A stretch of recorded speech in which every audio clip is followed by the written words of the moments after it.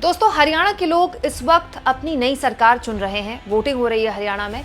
इस बीच अगले 24 घंटे में एक और राज्य में सियासी जो तूफान है या फिर ये कह लें भूचाल आने वाला है। राजनीतिक पारा उस राज्य का हाई करने के लिए आज सुबह सुबह तड़के राहुल गांधी निकल गए महाराष्ट्र के लिए।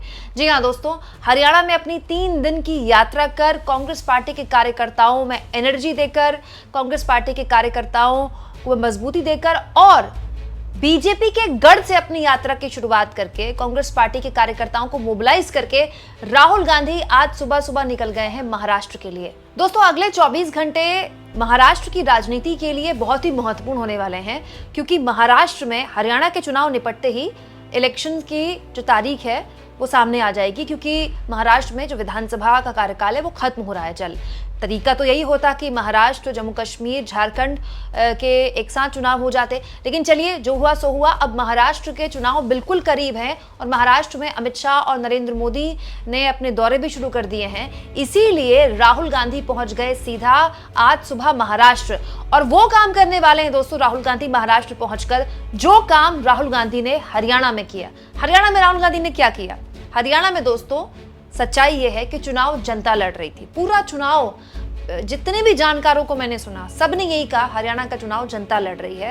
कांग्रेस पार्टी को उसका फायदा मिल रहा है, क्योंकि डिफेक्टो अगर बीजेपी से कोई नाराज है तो वो कांग्रेस को ही वोट करेगा। तीसरी शक्ति तो है नहीं हरियाणा में। हाँ, कुछ सीटों में निर्दलीय मजबूती से चुनाव लड़ रहे हैं, लेकिन हरियाणा जैसे राज्यों में जहां आयाराम गयाराम की राजनीति चरम पर रहती है, निर्दलीय वहीं जाते हैं जिसकी सत्ता होती है।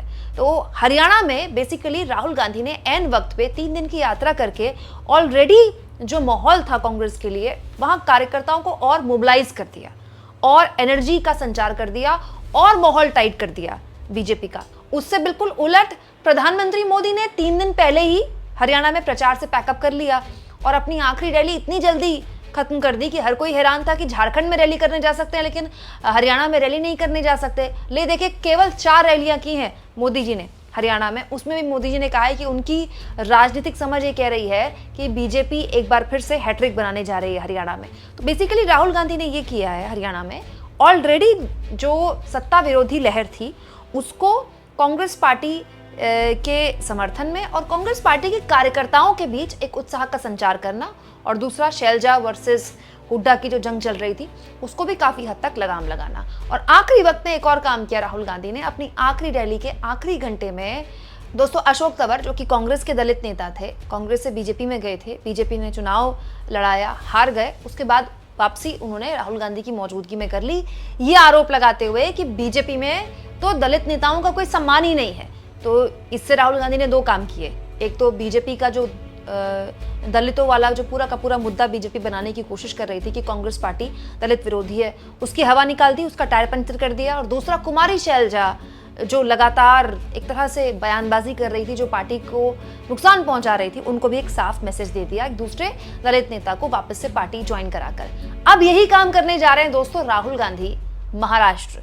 वो महाराष्ट्र जिसके लिए महाराष्ट्र के जानकारों की जब बात सुनो तो ये कहते हैं कि हरियाणा में तो कुछ भी माहौल नहीं है, सत्ता विरोधी माहौल अगर देखना है तो आइए महाराष्ट्र, यहाँ आपको पता चलेगा कि क्या जबरदस्त माहौल महाराष्ट्र में बना हुआ है।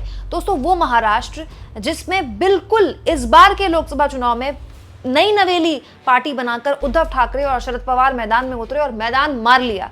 वो महाराष्ट्र जहां इस बार के लोकसभा चुनाव में कांग्रेस नंबर 1 की पार्टी बनी। वो महाराष्ट्र जहां पर बीजेपी सिंगल डिजिट 9 पे आकर सिमट गई। उस महाराष्ट्र के लिए आज सुबह निकल गए हैं राहुल गांधी। और राहुल गांधी केवल महाराष्ट्र जा नहीं रहे, वहां जनसभाओं को संबोधित नहीं कर रहे हैं, वो काम करने वाले हैं जो मोदी की दुखती रग है। दरअसल राहुल गांधी मोदी की दुखती रग पर हाथ रखने जा रहे हैं महाराष्ट्र। दोस्तों, महाराष्ट्र के कोल्हापुर में छत्रपति शिवाजी महाराज की प्रतिमा का आज राहुल गांधी अनावरण करेंगे। अभी कुछ दिन पहले आपको याद होगा, तीसरी बार पीएम बनने के बाद जब महाराष्ट्र गए थे प्रधानमंत्री, तो उन्होंने छत्रपति शिवाजी महाराज के चरणों में सर रखकर माफी मांगी थी, क्योंकि 8 महीने पहले महाराष्ट्र में उन्होंने अपने करकमलों से छत्रपति शिवाजी महाराज की मूर्ति का अनावरण किया था और हल्का फुल्का तूफान आया और वो मूर्ति टूट गई, और जब मूर्ति टूटकर गिरी जमीन पर, उसकी वीडियो, उसकी फोटो सोशल मीडिया में वायरल हुई, टीवी चैनल्स में चली, जिससे काफी किरकिरी बीजेपी की हुई कि ये किस तरह का कंस्ट्रक्शन किया गया, किस तरह के मटेरियल का इस्तेमाल किया गया कि एक मूर्ति नहीं टिक पाई, 8 महीने नहीं टिक पाई। प्रधानमंत्री को रैली करके हाथ जोड़कर माफी मांगनी पड़ी छत्रपति शिवाजी महाराज के अपमान के लिए। दोस्तों, छत्रपति शिवाजी महाराज हमारे इतिहास की बहुत बड़ी धरोहर है, देश के एक बहुत बड़े आइकॉन है, लेकिन महाराष्ट्र में छत्रपति शिवाजी महाराज विशेष तौर पर मराठी अस्मिता का एक बहुत बड़ा, ये सब कहते हैं सबसे बड़ा चेहरा है, उनसे बड़ा कोई चेहरा ही नहीं है। दोस्तों, अदम्य साहस वाले छत्रपति शिवाजी महाराज की कहानियां आज भी महाराष्ट्र के लोग पढ़ते हैं, सुनते हैं, तो उनके रगों में जो खून है वो डबल स्पीड पर दौड़ पड़ता है। और केवल मराठी लोग नहीं, महाराष्ट्र के लोग बहुत इमोशनल हैं छत्रपति शिवाजी महाराज की अस्मिता और उनके सम्मान को लेकर। और इस सरकार के रहते, डबल इंजन सरकार के रहते, जिस तरह से वहां छत्रपति शिवाजी महाराज की मूर्ति का अपमान हुआ, राहुल गांधी छत्रपति शिवाजी महाराज की मूर्ति का ही अनावरण करने जा रहे हैं। तो आप ये बात समझ लीजिए कि जिस चीज के लिए माफी मांगी मोदी जी ने, उस चीज को एक तरह से राहुल गांधी वहां बल देने जा रहे हैं। और यही काम राहुल गांधी करेंगे जो काम हरियाणा में किया, जो ऑलरेडी सत्ता विरोधी लहर बनी हुई है महाराष्ट्र में, उसको कैसे आप अपने पक्ष में मोड़ सकते हैं। देखिए, एंटी इनकम्बेंसी तो सरकार को झेलनी पड़ती है, लेकिन पार्टियों का, जो विपक्ष की पार्टियां होती हैं, उनका यह काम होता है कि राजनीतिक तौर पर उस एंटी इनकम्बेंसी की लहर को कैसे आप अपने तरफ झुकाने की कोशिश करें। वोटर को ये बताएं कि अगर आप उनसे नाराज हैं तो विकल्प हम हैं। मध्य प्रदेश में कांग्रेस ने गलती की थी, एंटी बीजेपी लहर थी, एंटी एस्टैब्लिशमेंट लहर थी, एंटी इनकम्बेंसी थी भयानक, लेकिन कांग्रेस पार्टी वहां उस बीजेपी के खिलाफ या सत्ता के खिलाफ जो गुस्सा था उसको अपनी तरफ नहीं मोड़ पाई, जनता को ये नहीं बता पाई कि अगर आप उनसे नाराज हैं तो हम एक विकल्प है। लेकिन राहुल गांधी ने ये काम हरियाणा में किया, और अब उसका नतीजा तो खैर आज पता चल जाएगा। आज वोटिंग हो जाएगी, उसके बाद 8 तारीख को नतीजे आएंगे, नतीजा तो 8 तारीख को पता चलेगा। लेकिन यही काम जो हरियाणा में राहुल गांधी ने किया है, वही काम महाराष्ट्र में करने जा रहे हैं। दोस्तों, ठीक जिस दिन हरियाणा में वोटिंग हो रही है, उसी दिन सुबह सुबह महाराष्ट्र के लिए निकलना अपने आप में एक बहुत बड़ी मैसेजिंग है। राहुल गांधी कल भी जा सकते थे, प्रचार तो परसों ही खत्म हो गया था हरियाणा का। राहुल गांधी जो आने वाला कल तब भी जा सकते थे, लेकिन राहुल गांधी ने आज ही का दिन चुना, क्योंकि उनको पता था कि ना केवल हेडलाइंस मिलती हैं मीडिया में, बल्कि माहौल टाइट होता है कि देखिए हरियाणा में अपना प्रचार निपटा के राहुल गांधी सीधे महाराष्ट्र पहुंच गए, क्योंकि हरियाणा के बाद सीधे महाराष्ट्र में ही इलेक्शन होने हैं।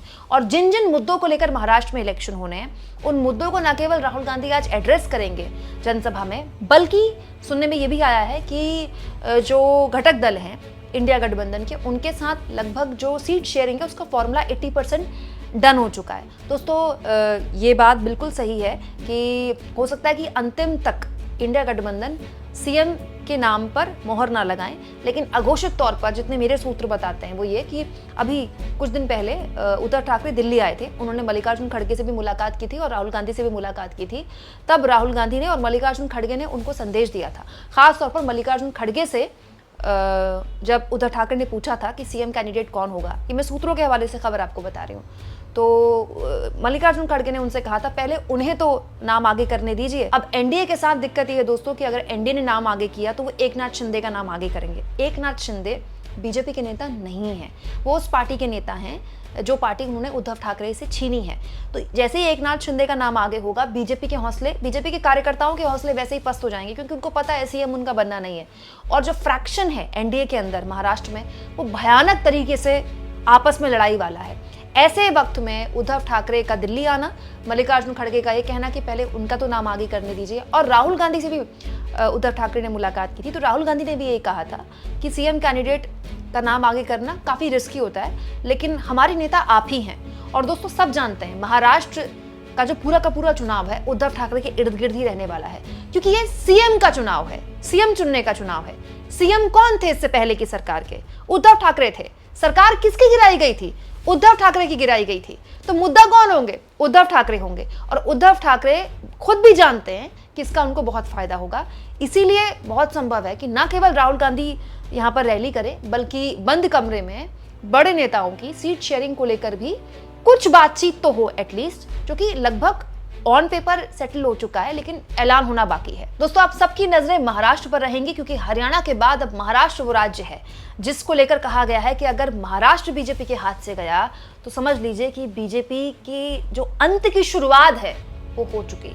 आप इस मुद्दे पर क्या सोचते हैं, कमेंट बॉक्स में जरूर लिखें, और जितना हो सके चैनल को शेयर करें, सब्सक्राइब करें, और थैंक्स और ज्वाइन। दोस्तों, ये 2 ऑप्शन हैं जिसके जरिए आर्थिक तौर पर भी आप चैनल के हाथ मजबूत कर सकते हैं।